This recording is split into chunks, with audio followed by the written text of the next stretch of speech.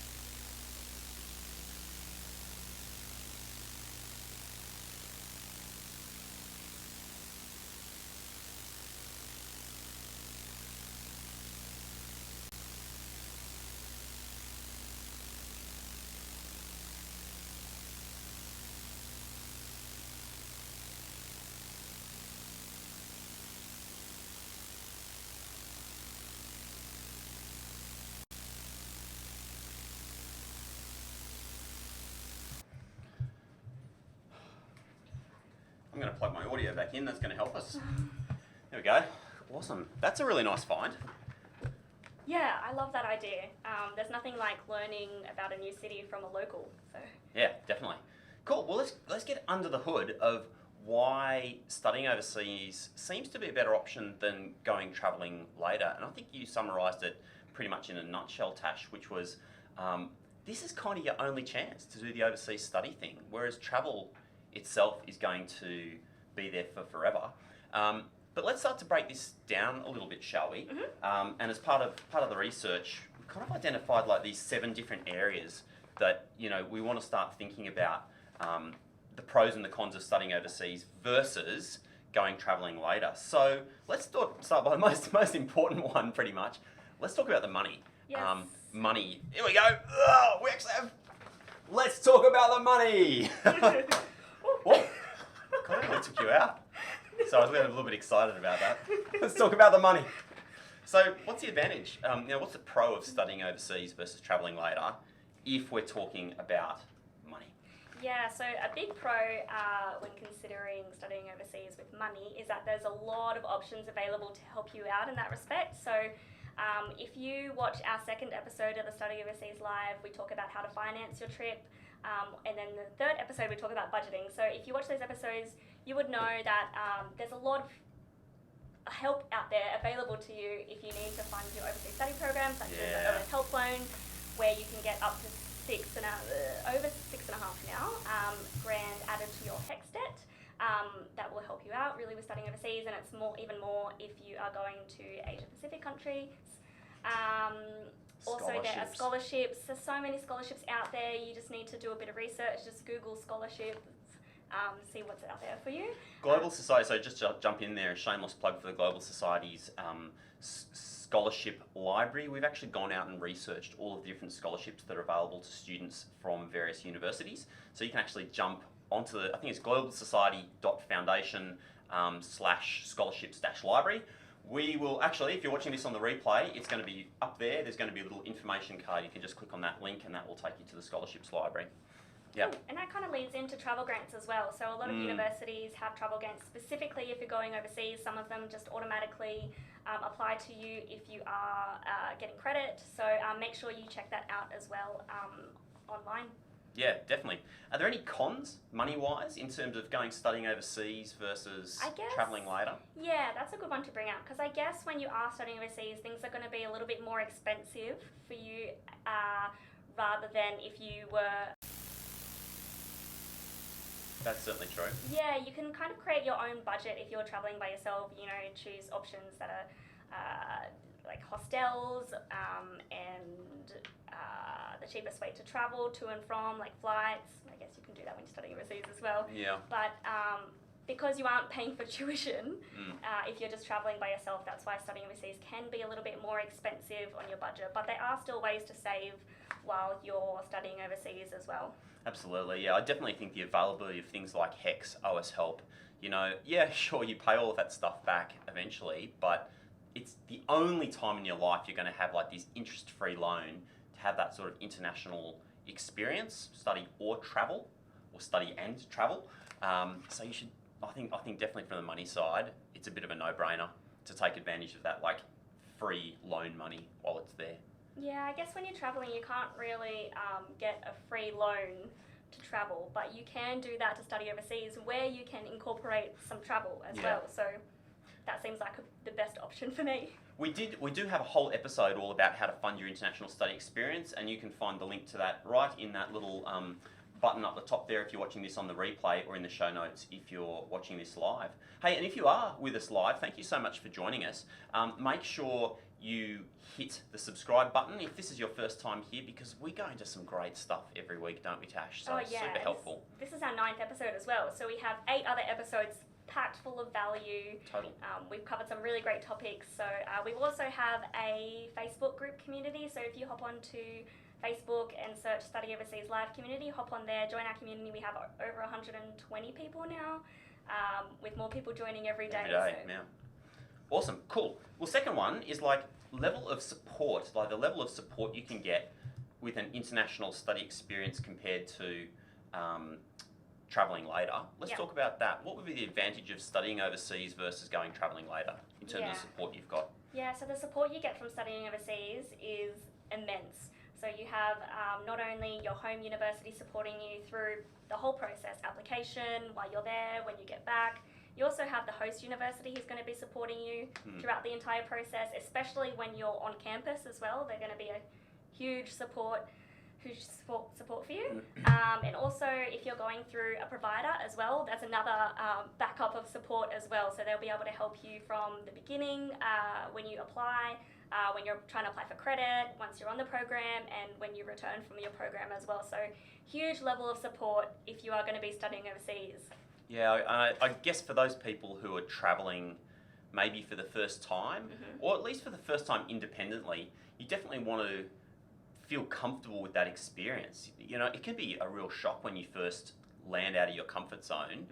I got off the plane for the first time in London. So my first big trip was an exchange program in Oxford, and got off the plane in London at about 3 o'clock in the afternoon, and within an hour it was dark, like proper dark. Yeah. And having just gotten off, flown out of Sydney in the middle of summer, beautiful long days, that sort of thing, to land in the middle of winter in London was absolute brutal shock. Yeah.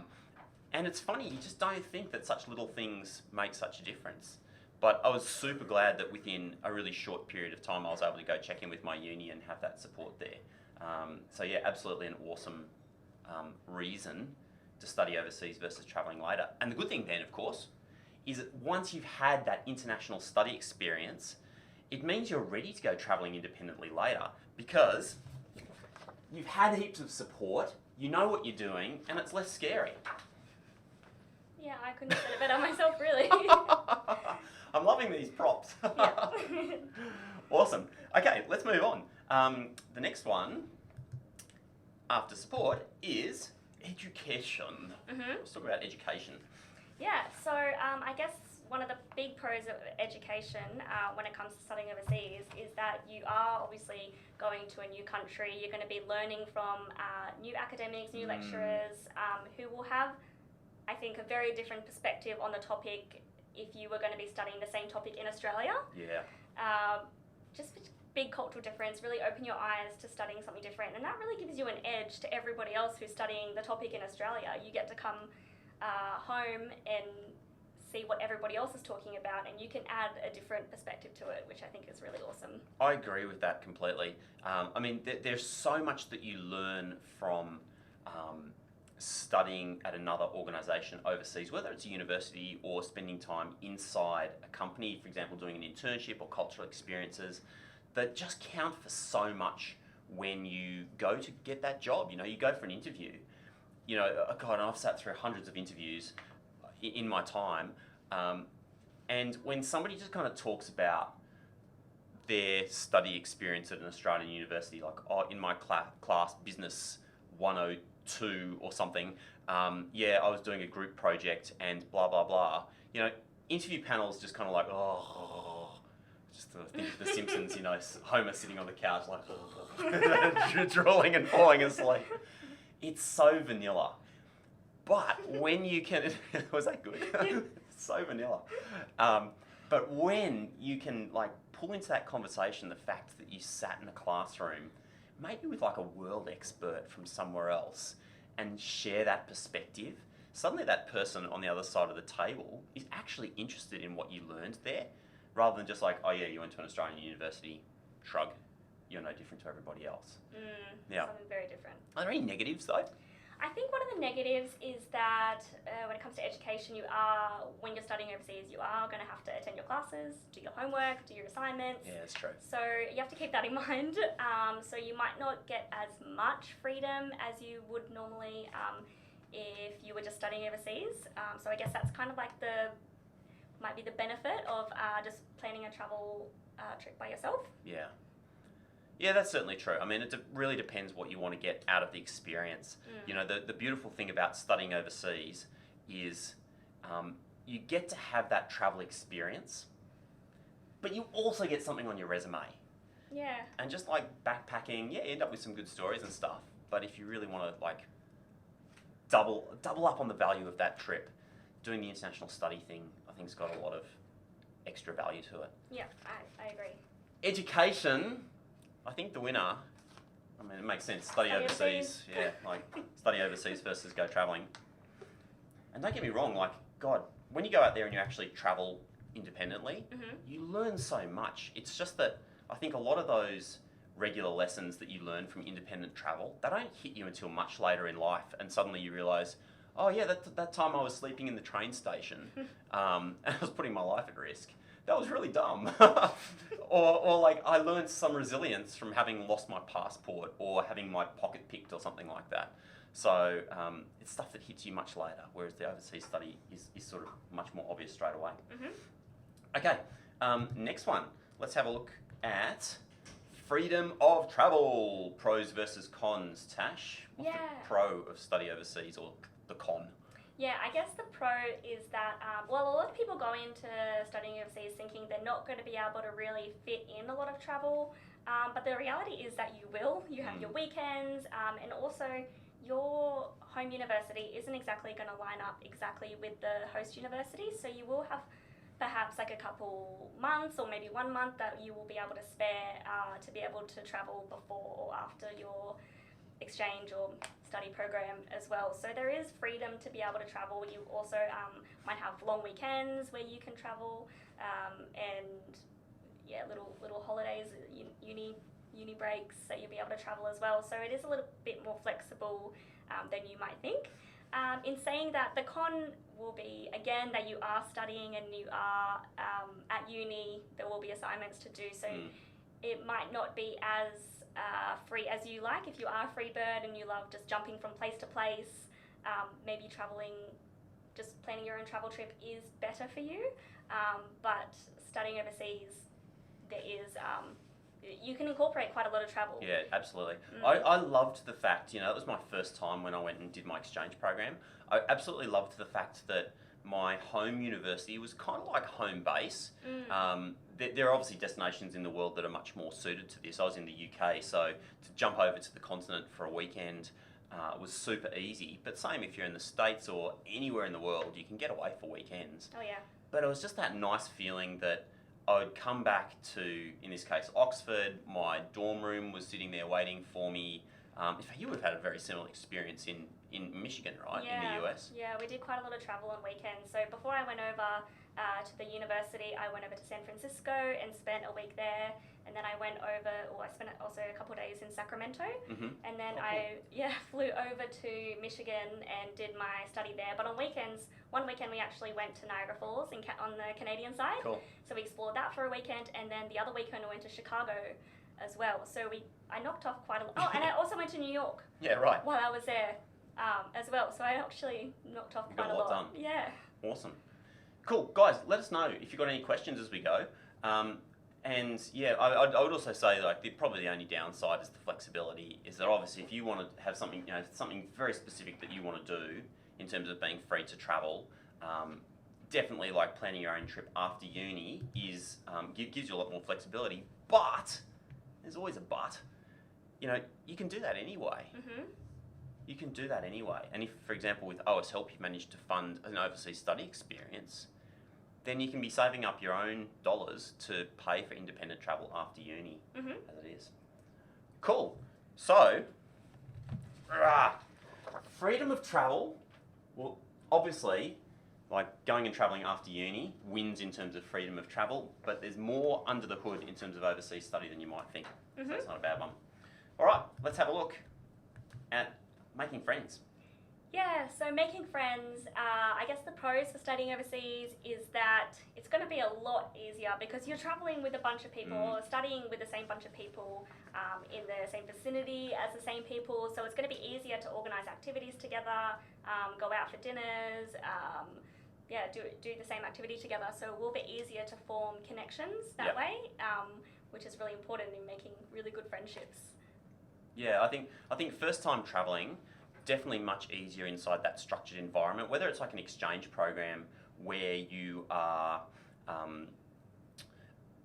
at a university, club societies, etc., whether it's like an organised short program, like AIM Overseas programs, for example, or others, or even if you're like doing an internship, a clinical placement, those sorts of things, where you're actually inside that structured environment, inside an organisation, you get to meet people, it's kind of part of the experience.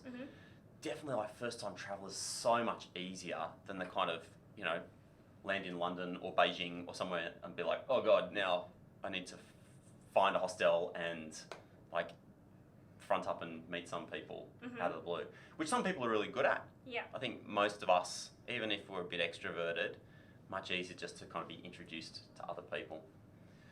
What do we got? I see like a piece of paper floating in the background. Here. There we go. With our trusty question stick. If you're watching this, you're more than welcome to ask us questions. Part of the reason we do this live rather than just like as a pre-recorded show, and that goes if you're watching on Instagram or Facebook, those of you guys who are sitting up behind the camera, you can ask us questions. We answer heaps of questions all the time. We've been in this industry for like a long, long time. In this room, you can't see them all. We've literally got probably like 3 decades of international education experience. So drop your questions in the chat, whether it's Instagram, Facebook, or YouTube, and we will get back to you. Tash, what have you got? What is this question? So this question is, as an employer, does it look better to have studied overseas or do an internship? Oh, that is such a good question. Such a good question. Okay, I'll tell you. I'll tell you a couple of things. Personal perspective. I like them both. Right? Both are different experiences. They tell you different things about people's interests. So somebody who's had an international study experience, internships being a subset of an international study experience, but if you've gone to a university overseas, if you've gone to like a short program or anything like that, The fact that you have that diversity of education means that you are able to contextualize your education in a broader cultural context. That's really valuable. You're going into a workplace where you need to apply your skills. So being able to translate those skills out of university land into kind of like real world is really valuable. So an international study experience definitely gives you that. What the research says is that employers love internship experiences. I'm like looking for we need an internships blah. They love internship experiences because most employers, and we did a whole episode on the skills that you get out of international study experiences. You can find the link right here. But most employers know the skills they want. They want teamwork and adaptability and flexibility and problem solving and creativity. These are the skills employers want. That's what international study experiences gives you. The thing is most employers don't understand the fact you've had that international study experience and that's given you all these skills. Whereas when they see internship, they're like, oh, okay, this person's got work experience. So for them, it seems like a more logical connection, and therefore it's like more highly valued. God, that's a really long answer, isn't it? No, I think I understand what you're saying. So you really need to learn, you need to know how to talk about your experience. Yes, absolutely. Yeah. Thank you. Which you can, we actually have a whole episode on that. So that was episode 8 on how to use your overseas study experience to further your career. So like Rob said, if you click the button up here, then you can go and watch that whole episode. That's so awesome. Like what I said in 5 minutes, you've summarized in like 1 sentence. What? Hashtag Rob's rants. I think that was just like Rob's train of thought is not very clear. But a very good question. Thank you for your question, and we're here for you. So make sure that you ask away. And look, last one on that actually. It just depends what you're interested in, honestly. You know, if you want to do a particular course, like positive psychology course, and that's your niche area of interest, like do that course, like that academic course. You're going to learn something. You're going to meet a bunch of people that are going to become your network. Those people are going to scatter all over the place. Awesome. But if like you don't quite know what you want to do, you want to test out an industry, sure, do an internship, a clinical placement. That makes sense for the topic that you actually want to, or the area that you want to get in and work in. Yeah. Good question. Yeah, great question. So let's talk about, we've talked about making friends, and obviously like you can definitely make a lot of friends when you're just out there traveling around. Yep. But then the other thing about like independent travel is like people are like traveling all over the place, right? You know, like you're drifting that way and I'm drifting that way and we cross, and it's nice. You can have great experiences, and sometimes like you might end up spending some time with a group of people and then like you split. Whereas that intensive, it's fleeting. That's not to say you can't build really deep relationships, but yeah, when you study or you do an internship, you actually form those deep bonds. Let's go on. Career opportunities. Oh, we've got 2. Oh, making friends. Thanks, Tash. Let me just get the camera back where it needs to be. Making friends. We agreed studying overseas. Studying overseas, definitely easier. All right. Career opportunities. Pros of career opportunities, and we kind of touched on this in that question that just came through. What's the pro of studying overseas versus travel? Yeah, I guess with studying overseas, you are going to get a lot of soft skills and a lot of hard skills as well. So you are going to come back being a lot more flexible, more confident. It is going to open you up to a whole lot of career opportunities, because a lot of employers do look at a resume and think, oh wow, they've studied overseas. That's a huge benefit. Whereas travel, I think also you can learn a lot of skills. I think some employers might look at it, and if you're looking at the two and you're looking at someone who's studied overseas and then you're looking at someone who's done 6 months of travel, I know I would prefer the person who studied overseas, because I know how much value has come out of that international study experience. Not to say that traveling won't, but there's just so much more you can get out of studying overseas rather than traveling. Yeah. I really like the fact that when you interview people, people who've had travel experiences, like just straight up travel experiences, generally have really interesting stories to tell, and employers certainly love to dig in under the surface of like, so what did you learn from that experience? Where did you go? You know, anything challenge you? And you really kind of get more sort of life experience, which is really interesting to delve into. But when it comes to making a hiring decision, somebody who's had an international study experience, whether it's an exchange, internship, placement, research, whatever, it kind of looks more serious on a resume. Like, oh, this person is really engaged with their studies. They've wanted to expand themselves and their education by pushing outside their comfort zone and doing this kind of thing.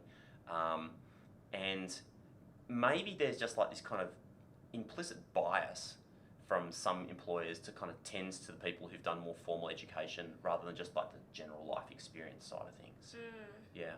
And I also think that studying overseas, it will open you up to a lot of networking opportunities as well. So you are going to be studying with a whole bunch of people who are interested in the same topic as you, and it'll be very easy to be able to form a bond and kind of network from there. And not only that, but your lecturers, and if you're on an internship or clinical placement overseas, that's really, really valuable networking opportunity that you're going to have that will help benefit your career in the future rather than just traveling. Yeah, absolutely.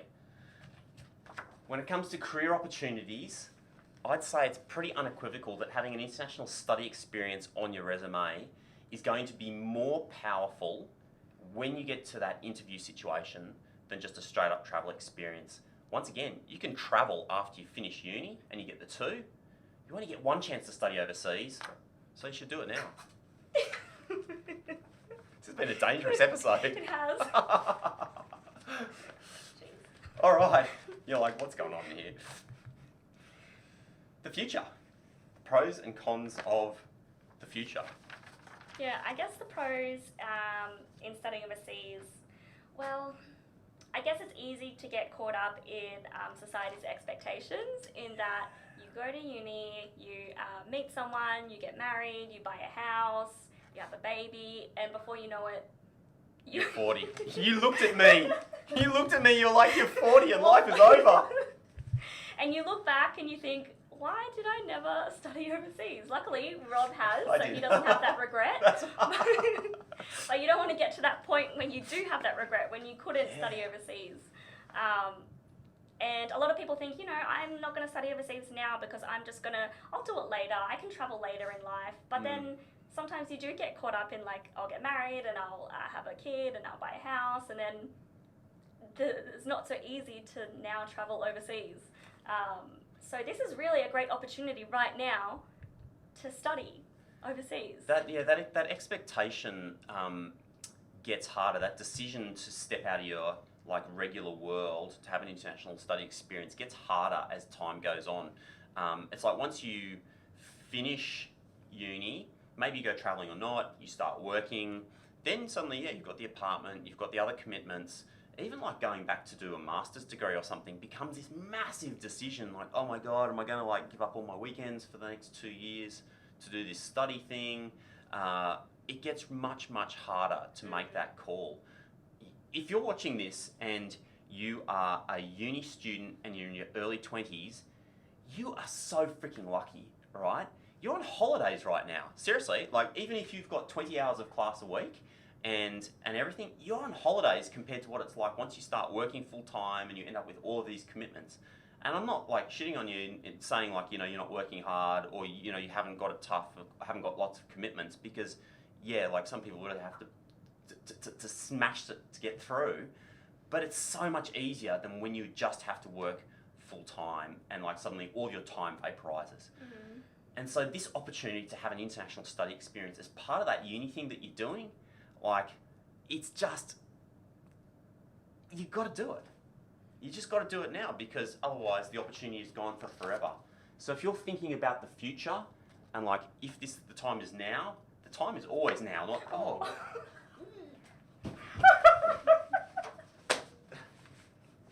The time is now, not future. I was trying to, You really hit hard. I really hit hard. Literally. Jab. Nice. Cool, that kind of Rob really wrapped it up there. Thank you. I don't know what I was doing. Yeah, well, that was our last point. So at the end of the day, you will never get the opportunity that you have right now. So Yeah. take our advice, study overseas now, do not wait. Yeah, that's the conclusion we came to after doing a lot of research on this topic and talking to a lot of people about it.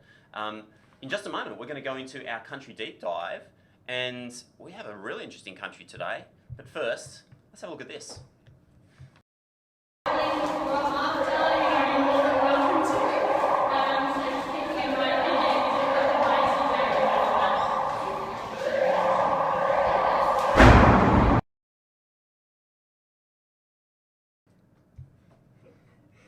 Hi guys, if you're just watching live or the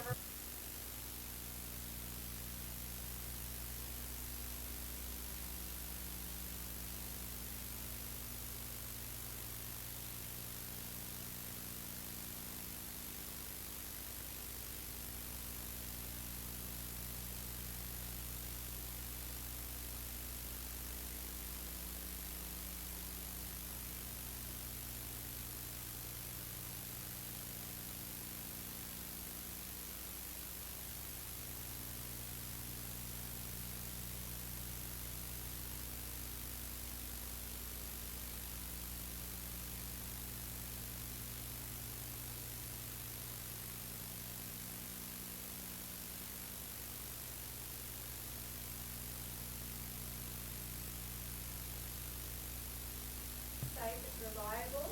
The only thing is, like with most major cities in Seoul, it gets quite packed, and so they actually have professional subway pushers who push and pack people into the subway to make sure That's their everybody main fits job. in there. Yeah. So just be aware of that. Like same as when we were talking about Japan, I think, or maybe China, I can't remember, but just there is a more dense population, and so be aware that your personal space is no longer your personal space. But otherwise, the taxis are quite good as well, if that's more your speed. Only note is there are different coloured taxis. So there's grey and white taxis, Okay. which would be cheaper, but they are like a basic service, kind of less professional. Not less professional, but like less experienced drivers. And then the black taxis, you'll get your money's worth, and they are the experienced drivers. So Okay. if you are a first-time traveller, maybe you want to feel a little bit safer, or you've just landed there and you are a bit lost and want just that really safe option, black taxis are the way to go. Good tip. Yeah. Next up, food. It was amazing. I was looking at all these dishes and I was getting so hungry. Oh. The three ones that I would definitely recommend, I don't know if I'm pronouncing these right as well, but hodeok, which is like an Asian donut almost. So it's like deep fried dough, but then you stuff it full of honey or cinnamon or nuts or seeds or whatever you want in there. That sounds delicious, and I would love Yes, to it try definitely that. does. Yeah, yeah. And then also, I'm sure some people probably would have heard of this kimchi, which is like, fermented vegetables, which to me doesn't sound super duper awesome, but apparently it's like So the tasty. main. Oh, okay, there we go. Yep, you heard it from Tash. It's like the oldest, most traditional dish, and they have it with every meal. Like a meal is not complete without kimchi, which to me would be like bread or rice or something like that. But yeah. I would say very good for you, but also very, very, very acquired taste. Oh, okay, all right. So wait, did you try it? Yeah, I've Yeah. tried it. I've just bought it from Woolworths or Coles. Oh, okay, all right. It's probably not the same as traditional kimchi in South Korea, but Well, you've definitely had a taste. Yeah. So did you have that acquired taste then? not at first. Mhm. But I had to give it a go. Kind of like sauerkraut, but the one that I had was a bit spicier. I'm not sure if that's how it's traditionally had, but Okay. different. Give it a go. All right, yeah, you're over there. Why not? The last one that I would recommend is Korean barbecue. There's bulgogi. Don't think I said that right at all, but it's like a grilled marinated beef with like onion and garlic and samjung sauce, which is like a red spicy paste. And so I saw these photos of it and I was like, oh my god, that looks delicious. That's definitely on my list to try over Yep. there. So Google it. Would you recommend Googling Yes, the dish? What's it called again? Google- It's called bulgogi. Bulgogi. It's so not right, but yeah, that's how I'm going to pronounce it for now. Yeah. Sorry to anyone who is watching this who learns Korean or is Korean, and I'm just massacring the language. If you're watching, let us know in the comments Yeah. if you want to correct Jackie's pronunciation. Please do. I need all the help I can get. Moving on to the must-sees and the must-dos. So, Seoul, major city to hit, like obviously. There's this beautiful palace called Palace Greatly Blessed by Heaven. That's So so you know that it's nice. going to be beautiful. Yeah. There's also heaps of other beautiful palaces over in Seoul as well, but that's definitely one to hit up. It would be a main tourist spot. They also have this really massive park, just called the Grand Park, but it's so big that they have an amusement park and an art museum in there, as well as Wow. just like normal park. So it's got to be pretty huge, I thought. Yeah. And you can tick 3 things off. Yeah, when you visit as exactly. well. Like it's the National Museum of Contemporary Art. So if that's your speed, then why not hit that up and then have a beautiful little lunch break in the park or something. The other thing that I thought was really cool was the Namdae-dum and the Dongdae-num markets. So it was night markets and day markets. And so, you know, markets in general, I love them. I would just go to every single one that I find. And so it's massive. There's so many cool things like food, other cultural products, just little knickknacks that you can have as souvenirs or something like that. So yes, those are my recommended in Seoul.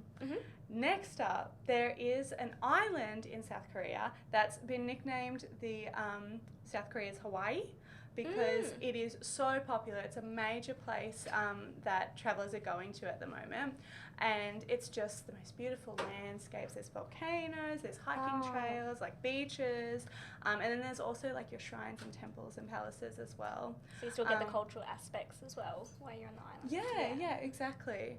And then I feel like there was one more thing that we were talking about. That's okay. Not too sure. You'll have to look it up and find out for yourself. And just that's only like a small portion of the amazing things to do over there. So I would definitely go to South Korea and have a look at that as a studying destination. Cool. Yeah. Thanks so much, Jackie. That's okay. No worries. See you later, guys. See you next week. Bye. And you're going to have to bring the microphone back across. So this is the fun of live YouTube versus like produced YouTube. Tash and Jackie didn't even realise that the camera had cut out, so this is what happens when you're constantly pushing yourself to do things better. Today we've got like different cameras going on, different microphones going on, guys live in the studio. It's just been a bit of an adventure this week, hasn't it? Yeah, fantastic. Well, we've had a lot of fun this episode, a lot of stuff to go into the show notes, but we always like to finish with our unsung hero in the Australian international education world. Who is it this week, Tash? Yeah, so this week is a bit different. So this week we want to give a shout out, unsung hero, to a lecturer at the University of Adelaide, so Professor Deborah Turnbull. Thank you so much for all the hard work that you put in for your students. She's amazing. She's really proactive. She's the head of psychology, so she's in the psychology school, and she's really great at finding really great study overseas opportunities for her students, and she'll pick them out and find the best ones that suited to her students, and is really keen on internationalising the School of Psychology. So thank you for all the amazing work that you do for international education and for your psychology students. We really appreciate it. Well, why should you study overseas versus going travelling later? We've driven right into the details this time, and I think on pretty much every level it does come out in front, whether it's like adding something to your resume, being able to fund it more easily, making friends more easily, the way that it might enhance your career prospects downstream. With the exception of flexibility, I think it does come out on top. Yeah, I would say so too. Awesome. We'll see you next week on Study Overseas Live. Thank you very much for joining us. Thank you. Bye. Bye.